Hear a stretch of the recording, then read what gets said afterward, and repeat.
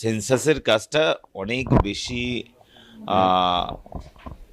Extensive, মানে প্রচুর লোকের প্রয়োজন এখানে, এবং একই সঙ্গে প্রচুর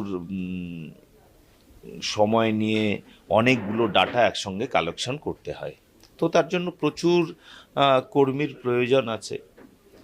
তো আমাদের সরকারি ক্ষেত্রের সমস্ত ক্ষেত্রের কিছু কিছু করে কর্মী নিয়ে এই কাজটা এগিয়ে নিয়ে যাওয়া হয়। বরাবর এর আগেও হয়েছে, এছাড়া অন্যান্য রাজ্যেও হয়।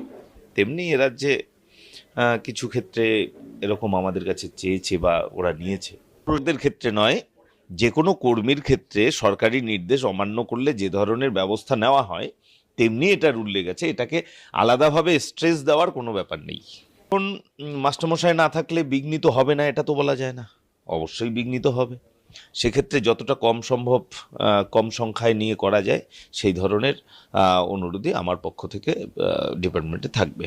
জি, তারা নিশ্চয়ই হবেন, কারণ তারা সমাজের মধ্যেই থাকেন এবং তারাও বিষয়গুলো খুব ভালো জানেন। এবং শিক্ষক মহাশয়রা আপনারা জানবেন যে তারা সমস্ত বিষয়ে অবগত এবং সমস্ত বিষয়ে তারা জানেন।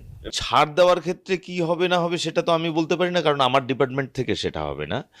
সেটা প্রশাসনিক পর্যায়ে হবে, সেটা তারাই ভালো বলতে পারবে। এবারে কার কি অসুবিধা আছে, হ্যাঁ, যেমন ধরুন একজন ক্যান্সার পেশেন্ট, তিনি ওখানে পেয়েছেন, তার শারীরিক সক্ষমতা নেই সে কাজটা করবার, তাকে নিশ্চয়ই ছাড় দিতে হবে।